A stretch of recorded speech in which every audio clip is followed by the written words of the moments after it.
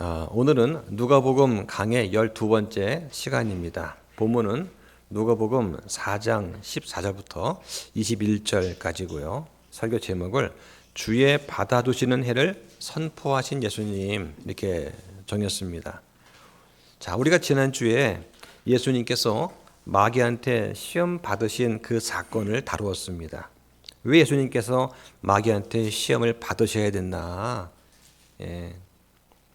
또 예수님께서는 왜 시험을 세 가지를 받으셨는데 이 세 가지 시험이 우리 인간이 겪어야 될 모든 육신의 정욕과 안목의 정욕, 또 인생의 자랑이라고 하는 그 모든 시험을 압축한 그런 형태다 하는 것을 또 우리가 배웠습니다.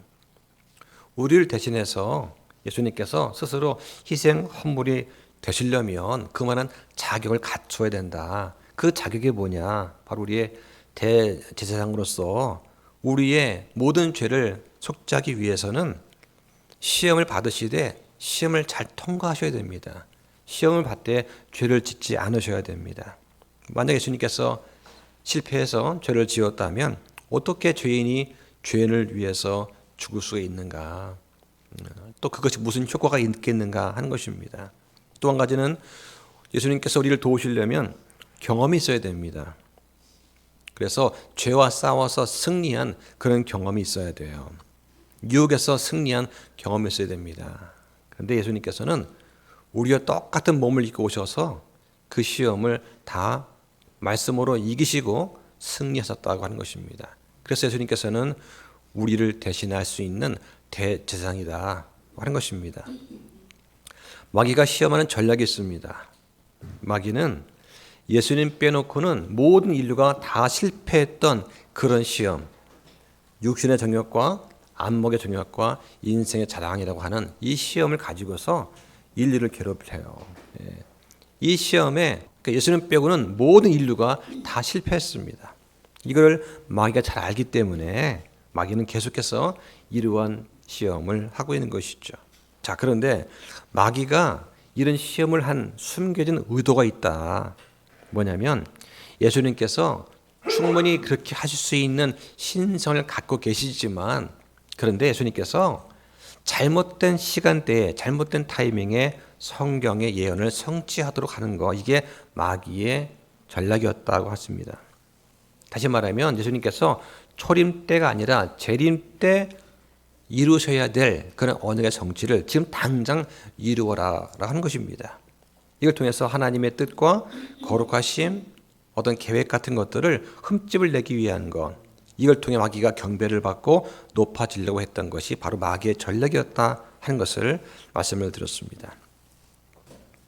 예수님은 정당한 방법으로 이 시험을 잘 통과하셔야만 했고 또 공의롭게 하나님의 방법으로 영광을 얻어야 되는데 그러기 위해서는 먼저 십자가의 고난이 있고 그 다음 왕관이라고 하는 영광이 있어야 된다. 근데 마귀는 지금 뭡니까? 십자가 없이 왕관을 쓰라고 유혹을 하는 거예요. 자, 오늘 본문에서는 예수님께서 드디어 자기의 고향이신 갈릴리에서 사역을 시작하는 장면이 나옵니다. 예수님께서 고향에 오셔서 어떻게 사역을 펼치셨는가, 그리고 그 사역의 첫 순간에 어떠한 일이 있었는가를 한번 오늘 살펴보려고 합니다. 예수님께서 회당에서 이사야 두루마리를 펼쳐서 읽으셨습니다. 예수님의 공생의 초기에 이 갈릴리 사역을 시작하신 때에 발생한 거예요. 자, 그러면 예수님께서 자기의 고향으로 오셔서 이 이사야 두루마리를 펼치기 그 전에 어떠한 일이 있었는가 하는 부분들을 이 누가복음에는 기록되어 있지 않지만 다른 사복음서에는 기록이 되어 있습니다. 마태복음 3장과 4장에 보면 예수님께서 침례받으시고 광야에서 시험 받으신 다음에 갈릴리에 돌아오셔서 그 다음에 하신 게 뭐냐? 제자들을 불러주었습니다. 갈릴리 해변에서 베드로, 안드레, 야고보, 요한을 부르셨죠. 자, 이 내용은 누가복음에 나오지 않는 거죠. 자, 마가복음 1장에 보면 똑같습니다. 침례 받으시고 광야에 시험 있고 갈릴리 들어오신 다음에 뭐 했느냐? 제자를 부르시고 나서 가버나움 회당에서 부정한 영에 들린 사람을 치유하십니다. 질병을 고치시고 많은 마귀를 내쫓으세요. 이 내용들이 지금 누가복음에는 없어요. 자, 요한복음 1장부터 4장에 보면 요한이 예수님에 대해 증언을 합니다. 이분은 세상의 죄를 제거하시는 하나님의 어린 양이시다. 그러면서 첫 제자를 부르시고 또 가나의 혼인 잔치에서 첫 표적을 행하십니다. 물을 포도주부로 바꾸세요. 그리고 나서 니고데모를 만나서 거듭남에 대해서 대화를 하시죠. 그리고 수가성 여인과의 만남을 통해서 생수의 말씀을 전하십니다. 이 내용도 누가복음에는 빠져 있습니다. 자, 그래서 지금 4장 14절에 보니까 예수님께서 성령의 권능을 입고 갈릴리로 돌아오시니 그분의 명성이 두루 그 주변 온 지역에 퍼졌다라고 합니다. 자, 우리가 지난 시간에는 성령님에 대해서 공부를 했습니다. 오늘은 성령에 대해서 얘기 나오죠. 예, 영어로는 The Spirit입니다. 성령님께서 겉으로 보이게 드러나게 일하시는 그 인격체를 나타낼 때는 성령님, The Holy Ghost라고 표현을 했고, 성령님께서 내적으로 일하시는 인격체를 표현할 때는 성령이라고 합니다. 자, 이 성령이라는 단어를 킹잼스에서 어떻게 표현했느냐? The Holy Spirit 했는데 이 말은 신약에만 한 번 나옵니다. 누가복음 11장 13절에 한 번 나오고 그 이외에 하나님의 영 또는 성령 해가지고 The Spirit 이런 단어가 142번 나와요. 구약에는 28번, 창세기 1장 2절에 처음 나옵니다. 그래서 하나님의 영이 물들의 표면 위에서 움직이시니라 할 때 처음 등장을 하죠. 그리고 신약에는 114번이 나와요. 예. 자, 예수님께서 이 땅에 오셨을 때는 명성이 없는 무명한 자가 되셨습니다. 그래서 빌립보서 2장 7절에 보면 스스로 무명한 자가 되사 자기 위에 종의 형체를 취하시고 사람들의 모습이 되었다라고 합니다. 자, 그런데 예수님께서 지금 이제 사역을 시작하는 이 순간에는 사람들이 예수님의 그런 행하신 많은 기적과 또 많은 사람들을 치유하시는 놀라운 사역을 통해서 이제 그 명성이 두루 온 지역에 퍼졌다라고 지금 되어 있는 것입니다. 자, 15절에 보니까 그분께서는 그들의 회당들에서 가르치시며 모든 사람에게서 영광을 받으시더라. 예수님께서 제일 먼저 하신 사역은 뭐냐? 바로 가르치시는 사역이었습니다. 예수님께서 베푸신 그 가르침과 그 전에 이루었던 사역들이 여기는 지금 언급이 되어 있지는 않죠. 실제로 마태복음에 가면 많은 사람을 치유하고 바로잡고 악한 마귀들을 내쫓고 하는 사역들이 나오고 있습니다.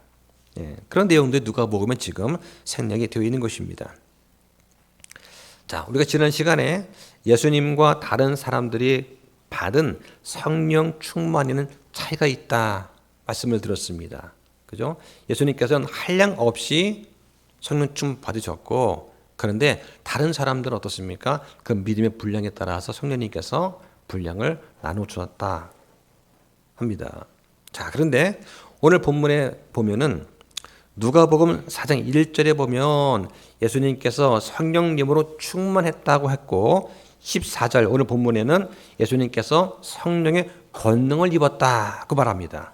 예, 성령 충만과 성령 권능을 입었다. 좀 다른 표현이 나와 있죠. 자, 그 다음에 3장 21절에 보면은 예수님께서 침례 받으실 때 성령을 받으셨다 하는 그런 대목이 나옵니다. 그러니까 다시 말해서 성령을 받는 것과 성령으로 충만한 것과 성령의 권능을 입는 것은 좀 다르다고 하는 것입니다. 자, 성령을 받는다. 자, 우리가 그리스도인으로서 삶을 시작하면 우리는 예수님을 믿는 그 순간에 우리 안에 성령님이 들어오십니다. 그렇죠? 우리도 성령을 받습니다. 자, 그런데 우리가 주님께 우리 자신을 온전히 내어드려서 헌신할 때 그때 우리는 성령의 충만을 받게 되는 것입니다. 누구든지 구원받으면 성령님을 받은 것은 분명하죠. 그런데 문제는 뭐냐? 내 안에 들어오신 그 성령님께서 나를 얼마만큼 소유하고 나를 다스리고 계시느냐. 이거에 따라서 성령이 충만한지 그렇지 않은지가 정해진다고 할 수가 있습니다. 어떤 사람들은 성령 충만하지 못한 부분이 있어요. 왜냐? 자기의 자아가 있어서, 자기의 의가 있어서 자를 꽉 붙잡고 있으니까 자신을 성령님께 내어드리지 못하기 때문에 성령님께서 나를 온전하게 소유하지 못하는 경우가 있습니다. 길을 가다가 내가 저 사람한테 복음을 전해야 되겠다 하는 그런 마음이 불쑥 올라오는데 그때 내 자아가 누르죠. 여러 가지 있습니다. 네가 뭔데? 부터 시작해가지고 요새 코로나 때 말 걸면 안 된다더라 부터 해가지고 별의별 방해 요소가 생기는 거죠. 요새는 길 가다가 잘못 전하면 어려움에 처한다더라.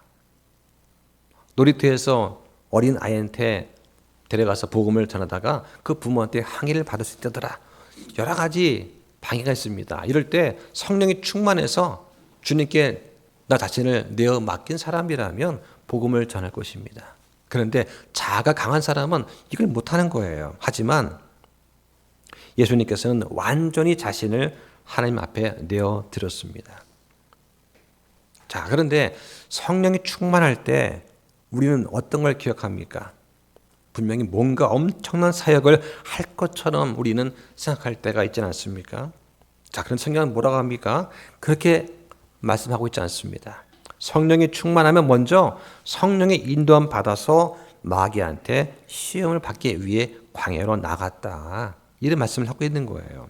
그러니까 성령님이 충만해서 하나님께 쓰임 받으려면 먼저 누구든지 어떤 시험을 통과를 해야 됩니다. 그래서 낮아지고 겸손해져서 주님의 온전한 도구로 사용되도록 만들어져 가는 과정이 있어야 된다는 것입니다. 그러지 않고 쇳덩어리 같은 자아를 담금질하고 두들겨서 용도에 맞게 만들어가는 과정이 있어야 되는데 이거를 사람들이 피하는 거죠. 그러니까 은사주의나 부흥회 같은 데 보면 어떻습니까? 사람들이 그냥 흥분하고 여기저기 굴러다니면서 마치 신들의 모습을 하는 것, 이것이 마치 성령 충만한 것이 아닌가 이렇게 착각을 하는 경우가 있다고 하는 것입니다. 이건 마귀의 사역이에요. 자, 본문 16절 보니까 그분께서 자기가 자라난 나사렛에 가서 자기의 관례대로 안식일에 회당에 들어가 읽으려고 서시니라고 합니다. 유대인들은 과거에 우상 숭배 때문에 BC 606년에 바벨론의 포로로 잡혀갔습니다. 그리고 BC 586년에 예루살렘 성전이 다 파괴되었습니다. 나중에 성전이 회복이 되긴 하죠. 느헤미야를 통해서 에스라를 통해서 성전이 회복이 되고 예루살렘이 회복이 됩니다. 그런데 그 이후에 완전한 회복을 이루지 못하고 400년 동안이나 하나님의 계시가 중단되어 버리는 일이 발생을 합니다. 그 결과 400년 동안 하나님께서 말씀을 주시지 않는, 대언자를 통해서 말씀을 주시지 않는 그런 기간이 있었던 거예요.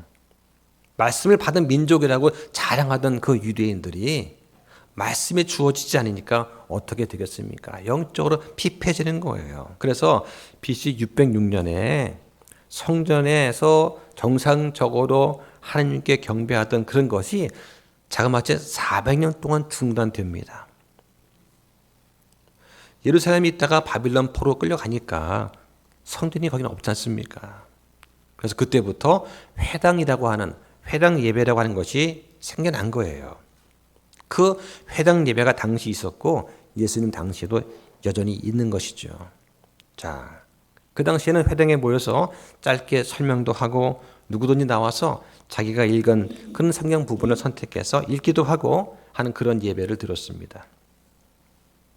중요한 것은 예수님께서 항상 예배에 참석하는 것을 관례대로, 즉 습관적으로 하셨다는 것을 우리는 기억할 필요가 있습니다. 오늘날 교회에 습관적으로 나가는 걸 보고서 별로 좋지 않게 여기는 그런 분들이 있습니다. 주일만 되면은 옷을 차려입고 교회 나가는 것에 대해서 안 좋게 보는 그런 것이죠.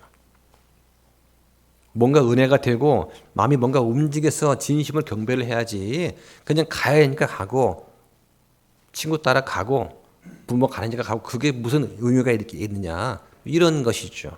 예. 얼핏 들으면 맞는 것 같긴 한데 그런데 예수님의 경우를 보면 예배 참석하는 것을 관리로 삼으셨다. 이걸 통해서 우리는 예수님을 본받아야 된다. 그러니까 예수님께서 하셨듯이 우리도 줄이 되면 예배를 드린 것은 아주 당연한 거예요. 예. 그 사람이 진심으로 드리는가 아닌가는 하나님과 그 사람의 문제지 나와 그 사람의 문제는 아니죠. 예수님께서도 관례대로 예배를 들으신 겁니다. 그래서 이 예배라고 하는 것이 가장 기본적인 것인데 이게 안 되는 사람은 주님 앞에 쓰임 받는 것을 기대할 수가 없어요. 제가 아는 어떤 목사님이 목사 안수를 받고 파송을 받아서 어느 교회에 부목사로 이제 간 겁니다. 그런데 어떻게 하다 보니까 교회가 잘 운영이 안 돼서 결국 교회가 문을 닫게 되었죠. 그 바람에 이 목사님이 다시 자기를 파송했던 그 모 교회로 와서 예배를 드리는 겁니다. 주일만 되면 설교를 하고 했던 그 목사님이 이제는 평신도가 돼서 자리에 앉아 예배를 드리는 거예요. 주변에서 수근수근 됩니다. 아니 저 형제는 목사로 파송돼서 간 형제 아니야? 근데 왜 여기 와서 예배를 드리고 있지? 수근수근 됩니다. 본인은 얼마나 마음이 착잡했을까요? 분명히 부름 받아서 갔는데 교회가 없어졌으니까 그러면 이제 자기는 사역의 길이 끊어진 거 아닙니까? 그러면서 별 생각이 들겠죠. 내가 부름받지 않은 것은 아닌가 보태가지고 주변에서 희생 따갑습니다. 그런데 그 생활을 1년 반 동안 하는 거예요. 1년 반 동안 그 예배당에 나와서 진심으로 예배를 드리더라. 그리고 나서 다시 이제 교회를 개척하셔서 지금 교회를 잘 하고 계십니다. 저는 이제 그런 걸 보면서 그분이 한동안 이렇게 교회에서 설교를 못하고 평신도로서 예배를 참여했다는 그 자체, 그 기간도 하나님께서 계획하신 그런 시험의 연단의 과정이었다라고 생각이 됩니다. 얼마나 마음이 힘들었을까. 근데 본인 스스로는 아마 그랬을 겁니다. 예배를 드리면서 정말 하나님께 진심으로 묻고 대화하고 하나님의 뜻이 무엇입니까를 알고 싶어서 정말 열심으로 찬양하고 기도했을 것이다. 생각이 돼요. 저도 한때 그런 경험이 있습니다. 그래서 어떤 직장 문제라든가 학업이든가 비즈니스라든가 이런 것들이 예배를 드리는데 진정으로 예배를 드리는 그 부분에 핑계가 되면 안 된다 하는 것입니다. 그런 이유로 예배를 빠지는 사람이 바른 믿음을 갖고 있는 경우는 거의 없습니다. 어떤 분은 이 시대의 교회가 썩었다 이런 말 하기도 합니다. 맞는 말이기도 합니다. 그래도 가능한 한 공예배를 우리는 가져야 돼요. 공예배를 게으려면 어떤 문제가 있느냐? 시간이 지나면서 그저 하나의 바리새인이 되기도 합니다. 이런 말 하기도 합니다. 이제 곧 주님 오실 텐데 뭐하러 교회를 나가나? 그냥 집에서 유튜브 보면서 예배만 되지. 이런 분도 저는 보았어요. 자, 성경은 뭐라고 하느냐? 이렇게 말씀을 합니다. 보실까요? 히브리서 10장 24절과 25절을 보겠습니다. 24절 함께 씁니다. 시작. 서로를 주의 깊게 살펴보아 사랑과 선한 행위를 하도록 격려하며 어떤 사람들의 습관과 같이 우리의 함께 모이는 일을 패하지 말고 서로 권면하되 그날이 다가옴을 너희가 볼수록 더욱더 그리하자. 그날 예수 그리스도의 재림의 날이 다가오고 있음을 너희가 볼수록 더욱더 그리하자. 재림의 증거가 많지 않습니까? 이게 모르는 성도 있어요. 다 압니다. 그런데 당장 오늘, 당장 내일 오지 않을 것 같으니까 마음이 느슨해지는 거죠. 죽었던 사람이 다시 살아와서 그래서 나타난다고 해서 예수 믿을까? 그렇지 않다고 성경은 말합니다. 하나님께서 보내주신 그런 대언자들과 기록된 성경 말씀을 통해서 우리는 충분히 하나님을 믿고 또 우리의 소망과 다음에 펼쳐질 우리의 세계에 대해서 잘 알 수가 있다고 성경 말씀을 하는 거예요. 그런데 예배 참석하지 않고 내가 듣고 싶은 것만 듣고 관심 있는 것만 파고들면 그러면 바리새인이 된다. 왜냐? 그 사람은 만나는 사람마다 그런 얘기만 계속 할 거 아니냐. 성경을 전체적으로 읽고 공부하고 균형 있게 해야 되는데 어떤 한 부분에만 꽂혀가지고 편식을 하면 안 되는 겁니다. 그리고 내가 받은 그 은혜가 있으면 그걸 나누어 줘야죠. 예수님의 몸된 교회 성도를 세우고 건면도 해야죠. 그런데 그냥 받은 은혜에 만족하고 집에서 고립되어서 혼자 신앙생활 한다면 그건 결코 성경이 말씀하는 바른 성도가 아닙니다. 자, 또 본문 보시죠. 17절에 섬기는 자가 대언자 이사야의 책을 그분께 넘겨드리므로 그분께서 그 책을 펴서 이렇게 기록된 데를 찾으시니라. 그 성경 기록이 이르되, 자, 여기까지는 지금 정상적인 예배의 순서입니다. 자, 유대교에서는요, 남자가 13세가 되면 바르 미츠바라고 하고 여자가 12살이 되면 바트 미츠바라고 합니다. 일종의 성인식 같은 거예요. 그러니까 성인이 되는 나이가 남자는 13세, 여자는 12세입니다. 자, 그리고 30살이 되면 그때는 성숙함과 지도력을 상징하는 그런 나이가 돼서 민수기 4장 3절에 보면 레위 지파 사람들 가운데 나이가 30부터 50세까지가 성막에서 봉사할 수 있는 그런 나이라고 정해져 있습니다. 자, 그러니까 지금 예수님께서 나이가 이제 30살이 되신 거예요. 자, 그래서 지금 성경을 봉독하고 이거에 대해서 어떤 말을 할 수 있는 그런 자격이 주어진 거죠.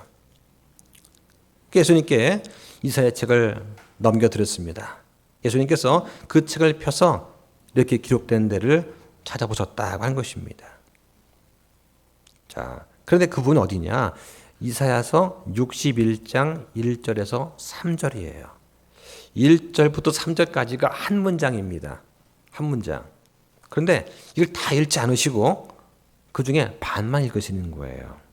예. 자, 이게 오늘 아주 중요한 부분이 되겠습니다. 이 부분은 중요해서 좀 이따 설명드리겠습니다. 자, 그 다음에 18절 보시죠. 주의 영께서 내게 임하셨으니 이는 그분께서 내게 기름을 부으사 가난한 자들에게 복음을 선포하게 하시기 때문이라.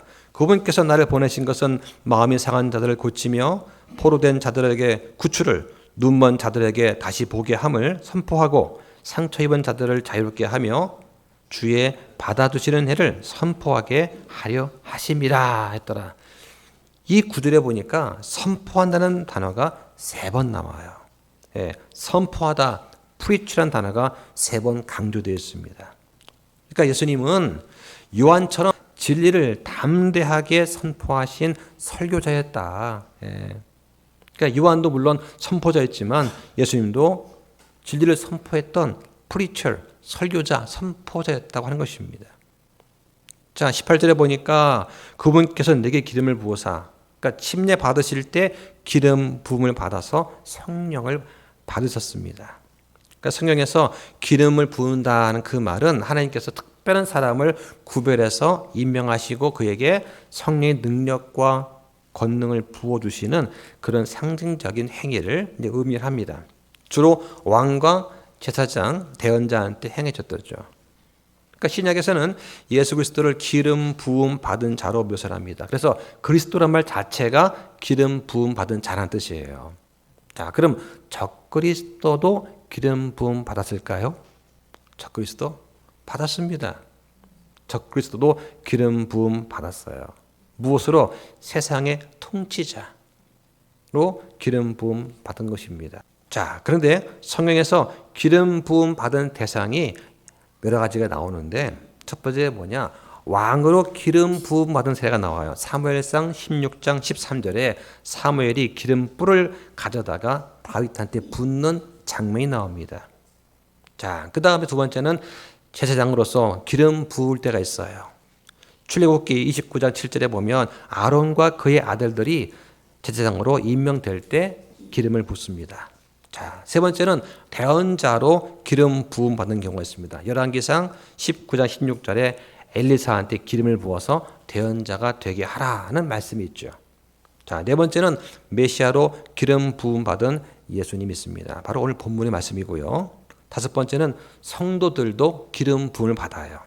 요한일서 2장 27절에 너희가 그분에게서 받은 그 기름 부음이 너희 속에 거한다. 다시 말하면 성령의 기름 부음 받아서 믿는 자들을 인도해 주신다라고 할 때에 우리 모든 그리스도인들은 기름 부음을 받은 사람들입니다. 자, 또 하나는 병자를 위해서 기름 부을 때가 있어요. 야고보서 5장 14절에 너희 중에 병든 자가 있느냐 그에게 기름을 바르며 기도하라 할 때도 이도 기름을 부을 때가 있습니다. 자, 이때 기름 부는 건 이제 이거는 사람이 붓는 것이지만 어쨌든 기름 부는 그런 이해가 나온다 하는 것입니다. 자, 그러면 무엇 때문에 예수님께 기름이 부어졌는가? 바로 가난한 자들한테 복음을 선포하기 위해서다. 그 내용이 첫 번째는 뭡니까? 마음이 상한 자를 고치는 거. 두 번째는 포로된 자들에게 구출을 선포하는 거. 그러니까 구약 성도한테는 구원이란 말이 거의 구출의 개념이에요. 구출의 개념.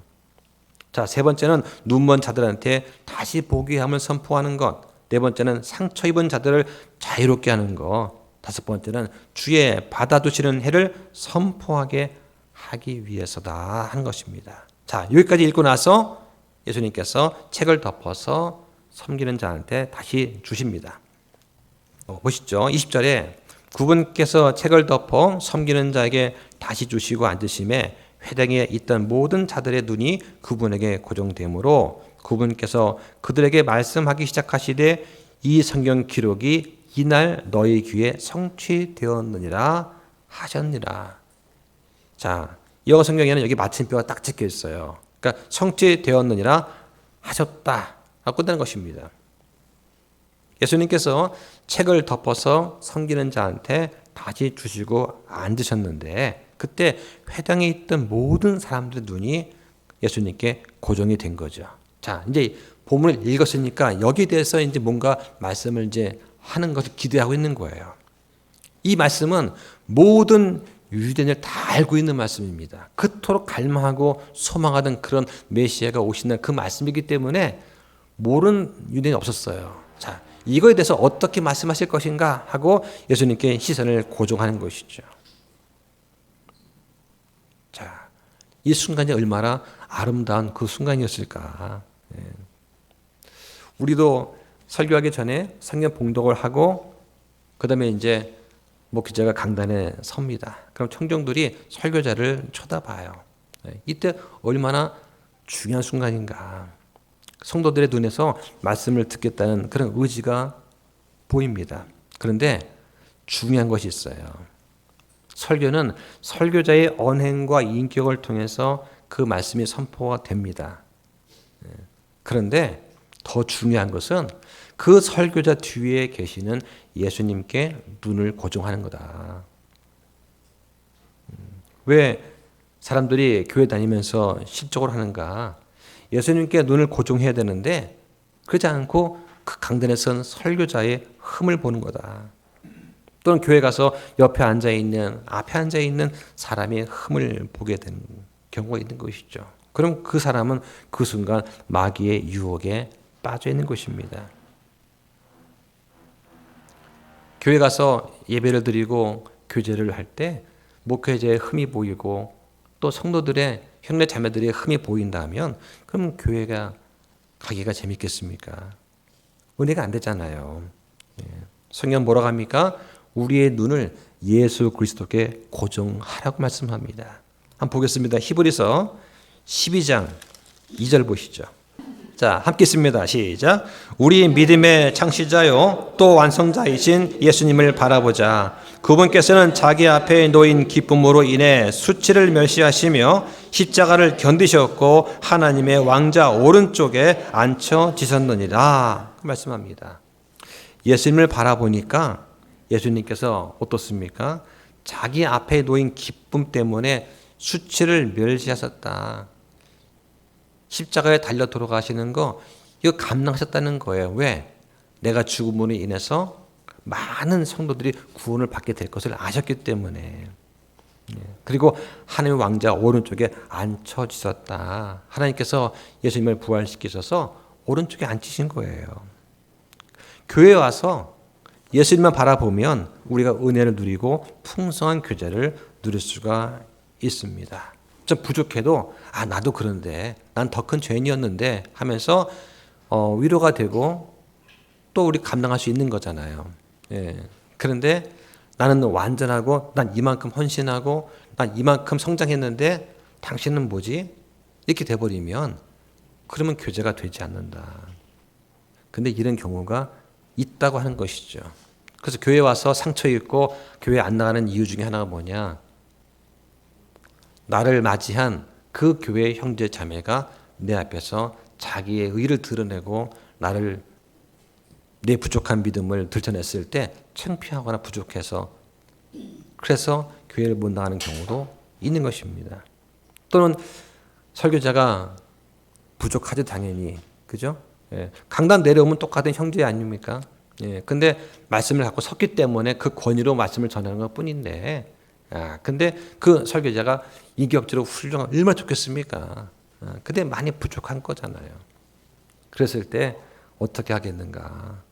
그 앞에 있는 목회자를 보지 말고 그 목회자를 세운 예수님을 생각하면서 예배를 드리면 된다. 여기 딱 보니까 이 구절을 듣고 나서 예수님께 시선이 딱 모아지는 겁니다. 뭐라고 하시느냐? 21절에 그분께서 말씀하기 시작하시되 이 성경 기록이 이날 너희 귀에 성취되었느니라. 주의 영이 내게 임하셨는데 이 말씀에 기록된 내가 누구냐? 바로 나다. 라고 선포를 하신 거예요. 자, 그러니까 유대인들이 얼마나 놀랐을까 하는 것입니다. 구약에 기록된 주의 영께서 내게 임하셨다. 이사야가 예언한 그런 예언이 나로 인해 지금 성취가 되었다. 거기서 말한 그 내가 바로 나다. 내가 바로 메시아다. 라고 하는 것입니다. 거기 서 있는 예수님을 그 회당에 있는 사람이 몰랐을까요? 다 알지 않습니까? 누구예요? 바로 요셉이라고 하는 목수의 아들 아닙니까? 그런데 갑자기 딱 서가지고 내가 메시아다라고 하는 거예요. 거기에 따른 반응이 이제 다음 시간에 살펴볼 것입니다. 자, 오늘은 여기까지 볼 텐데 제일 중요한 부분이 18절에서 이사야가 인용했던 그 부분을 한번 보려고 합니다. 자, 보시죠. 이사야서 61장 보세요. 자, 61장 1절부터 3절까지 볼 텐데요. 자, 이게 1절부터 3절까지가 한 문장입니다. 우리는 1절, 2절, 3절이지만 영어로 보면 한 문장이에요. 여기까지가. 그러니까 여기까지 읽어야 온전한 문장을 읽은 거예요. 예수님께서. 자, 그런데 자, 1절에 보면 주 하나님의 영께서 내게 임하셨으니 합니다. 자, 주 하나님의 영, 저 성령께서 내게, 즉 메시아인 나에게 임하셨으니, 물론 이것은 이사야가 예언한 겁니다. 이거를 예수님한테 적용시켜서 예언 성취가 된 것이죠. 자, 여기서 말하는 나는 이제 메시아죠. 임하셨으니 이는 주께서 내게 기름을 부어서 온유한 자들, 영어로는 더 meek예요. 온유한 자들. 근데 개역 성경에는 이게 가난한 자라고 번역이 되어 있습니다. 자, 온유한 자들에게 좋은 소식을 선포하게 하셨기 때문이라. 여기 좋은 소식은 영어로 good tidings예요. 가스펠이 아니고요. 좀 다릅니다. 좋은 소식을 선포하게 하셨기 때문이다. 그분께서 나를 보내신 것은 마음이 상한 자들을 싸매고 포로된 자들에게 해방의 자유를, 결박된 자들에게 감옥에서 노임을 포고하게 하려 하심이요. 그래서 좋은 소식이라고 할 때 두 가지가 있는데 구약에서 주로 말하는 good tiding, 이거 뭐냐면 넓은 의미의 깊은 소식입니다. 파수꾼이 막 달려가지고 자, 드디어 적군이 물러갔습니다라든가 뭐 아군이 지원이 옵니다. 이렇게 좋은 소식을 외치는 거는 전부 다 good tidings예요. 전부 다. 그러니까 하나님이 구원하신다 또는 우리가 회복되었다는 걸 선포할 때 쓰는 말이 다 good tiding입니다. 자, 그런데 우리가 좀 전에 얘기했던 가스펠은 뭐냐? 예수 그리스도의 죽음과 생애와 부활에 집중되는 것. 그래서 예수님을 통한 죄들의 용서와 구원을 강조할 때만 이것이 가스펠이에요. 이 면에서 CCM과는 다른 겁니다. 그러니까 저는 가스펠 좋아해요. 예. 자, 그래서 여기에 해방의 자유를, 리버티인데요. 이건 포로와 속박 상태, 노예 상태에서 풀려나는 것을 바로 리버티, 자유라고 부르는 거예요. 자, 2절에 주의 받아주시는 해, 즉 초림입니다. 받아주시는 해와 그 다음에 우리 하나님의 원수 갚으시는 날을 재림이죠. 이걸 포고하고 애국하는 모든 자를 위로하게 하심이며, 요게 사이에 초림과 재림 그 사이에 하나가 숨어 있죠. 바로 교회 시대라고 하는 신비가 숨겨져 있는 것입니다. 이것을 예수님은 알고 계셨던 거예요. 그래서 원수 갚으시는 날, 즉 대환란 때 이스라엘 백성들이 그 환란 가운데 있을 때 하나님께서 적그리스도를 포함한 모든 이스라엘 백성을 괴롭히는 자들을 심판하시는 그 날이 있다. 그리고 나서 3절에 이스라엘을 회복시킨다. 3절에 보면 시온에서 애곡하는 자들에게 정하여 주되 곧 그들에게 제 대신 아름다움을 주고 애곡 대신 기쁨의 기름을 주며 근심의 영 대신 찬양의 옷을 주게 하려 하심이라. 그리함으로 그들이 주께서 심으신 의의 나무나 불릴 것이요 이로써 그분께서 영광을 받으시리라 하는 부분인데, 예수님께서는 지금 61장 1절, 2절, 3절 중에서 2절에 주의 받아두시는 해까지만 읽으신 겁니다. 자, 이게 중요한 부분인데, 자, 왜 그러셨을까?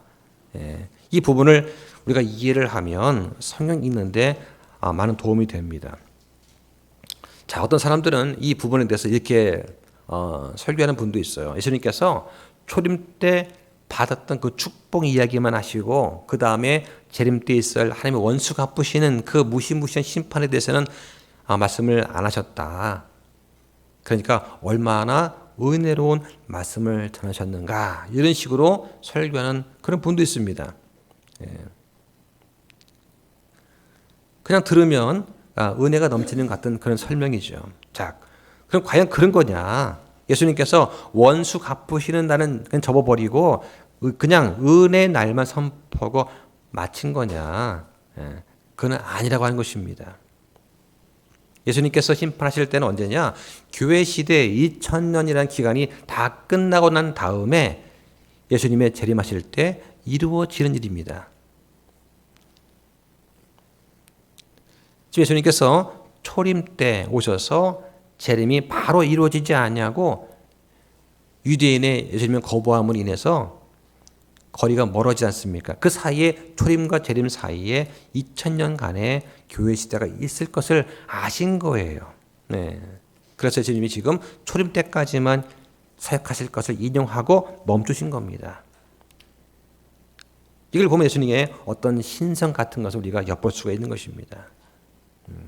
그러니까 초림 때까지만 할 일이 내가 할 일이고 나머지 뒷부분은 내가 재림한 후에 이루어질 것이다 하는 것을 말씀하시는 겁니다. 이걸 아시고 예수님께서는 지금 의에 받아주시는 해, 초림 때까지만 인용하신 겁니다. 그러면서 오늘 이 말씀이 너에게 임했다 라고 하시는 것이죠. 자, 근데 문제가 뭐냐? 유대인들은 그 뒷부분을 지금 듣고 싶었던 것입니다. 왜냐하면 그동안 다른 랍비들은 이 부분을 인용하면서 유대인들이 결국은 복을 받고 위로받고 아름다움과 기쁨과 찬양의 옷을 주시고 또 주께서 심으신 그 의의 나무라 불린다고 설명을 쭉 했어요. 그러니까 이 부분 들으면 마음이 평안해지고 위로가 되고 좋았던 것이죠. 근데 예수님께서 이 부분을 안 읽으신 거예요. 왜 예수님께서 앞부분만 읽으시고 뒷부분은 얘기 안 하실까? 그러면서 이방인들이 축복받은 얘기를 하시고, 그러니까 이 유대인들이 분노가 이제 폭발하는 것입니다. 그러면서 예수님의 고난이 시작이 되는 것이죠. 자, 말씀을 정리하겠습니다. 자, 이 부분을 보면 뭘 할 수 있느냐?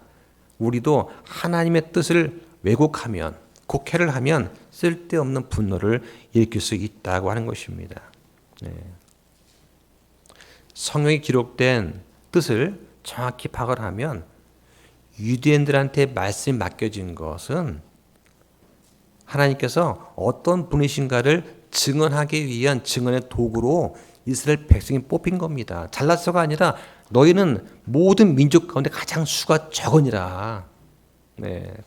가장 하찮고 보잘것 없기 때문에 이스라엘 백성을 선택하신 것인데, 그리고 그 이방인들한테 예수님을 복음을 선포하라고 전도자로서 기름을 부어준 그 민족인 너희들인데 하면서 말씀하신 건데, 이 유대인들은 그걸 싹 잊어버리고 우리가 제거가 되어야 된다.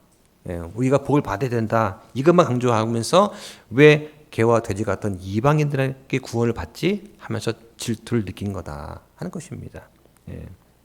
자, 예수님께서 초임할 때 행하신 그런 일들이 있습니다. 첫 번째는 기름 부음 받은 자로서 영이 가난한 자들한테 복음을 선포하셨다. 영이 가난한 자. 그러면 물질적으로 가난한 자는 아니냐?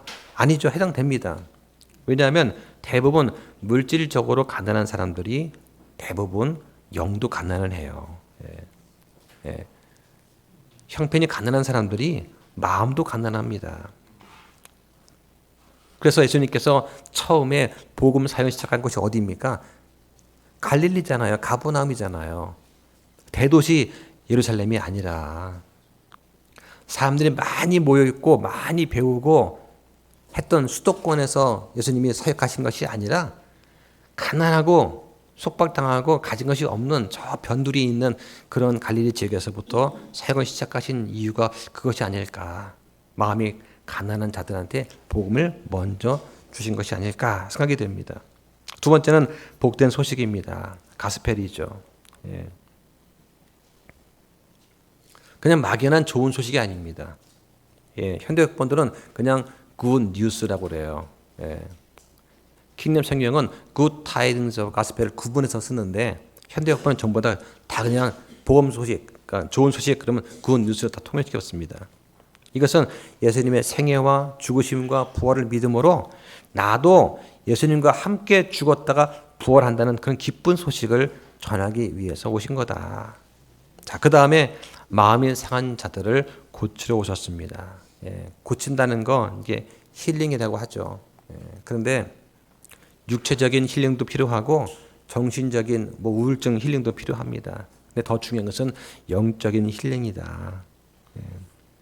우리가 본성적으로 예수님을 믿지 않은 상태에서 태어나서 영적으로 죽은 상태에서 태어나지만 그런데 예수님을 믿고 예수님을 나의 유일한 구원자로 받아들이면 어떻습니까? 우리가 영적으로 다시 살아나죠.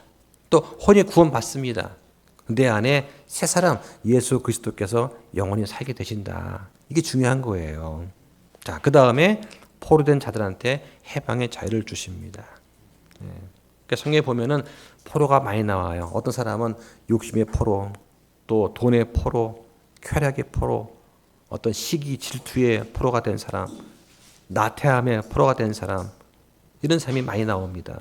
자, 근데 성경은 뭐라고 하느냐? 우리가 예수 그리스도를 믿으면 우리가 예수 그리스도의 포로가 된다고 말씀합니다. 예수 그리스도의 종이 되면 모든 것으로부터 놓일 수 있는 참 자유인이 된다고 성경 말씀을 한 거예요. 그러니까 예수님의 포로가 되면 자유케 됩니다. 자, 한번 확인해 보겠습니다. 갈라디아서 보시죠. 갈라디아서 5장 1절. 자, 함께 씁니다. 시작. 그리스도께서 해방의 자유로 우리를 자유롭게 하셨으니 그러므로 그 자유 안에 굳게 서고 다시 속박의 명예에 얽매이지 말라. 자, 이렇게 말씀을 합니다. 진정한 자유인이 되는 것은 바로 예수님의 종이 되는 것입니다. 사람은 하나님의 종이 되든지 아니면 마귀의 종이 되든지 둘 중에 하나를 선택할 수밖에 없습니다. 성경은 뭐라고 말하느냐? 우리가 예수님의 종이 되지 않으면 누구나 마귀의 종이 된다고 지금 말씀을 하는 거예요. 자, 성경은 또 뭐라고 말하냐? 우리 보고 사람들의 종이 되지 말라. 이런 말씀을 합니다. 보실까요? 고린도전서 7장 23절 보시죠. 이리 오라 그러면 오고 가라 하면 가는데 예수님께서 명령하시면 그래야 되지만 사람이 명령하는 것에 대해서 옳지 못한 것에 대해서 우리는 종이 되면 안 된다. 자, 함께 씁니다. 시작. 주께서 값을 치르고 너희를 사셨으니 너희는 사람들의 종이 되지 말라. 자, 이렇게 말씀을 하는 거예요. 오늘 본문에서는 예수님께서 받아주시는 해를 선포를 합니다. 자, 근데 성경에서 받아준다라고 할 때 하나님께서 우리를 받아주시는 방법이 있어요. 그 방법은 딱 한 가지밖에 없습니다. 자, 마지막으로 한번 보겠습니다. 에베소서 1장 6절입니다. 자, 함께 씁니다. 시작. 자신의 은혜의 영광을 찬양하게 하심에 따른 것이니라. 그 은혜 안에서 하나님께서 우리를 그 사랑하시는 자 안에서 받아주셨고 랍니다. 자, 하나님께서 우리를 받아주시려면 딱 한 가지 방법밖에 없어요. 바로 예수님 안에서 우리를 받아주셔야 된다. 우리가 예수님 믿고 예수님 안으로 들어가서 예수 그리스도의 몸된 교회가 되어야지만 그래야 하나님이 우리를 받아주신다라고 하는 것입니다. 하나님이 우리를 아무런 근거 없이 덥석 받아주시는 그런 분은 아니세요. 물론 구원은 선물입니다. 구원은 공짜예요. 구원은 거저 얻습니다. 그런데 절대적이고 귀한 한 가지 근거가 있어야 돼요. 바로 예수 그리스도라고 하는 확실한 근거가 있을 때만 받아주신다.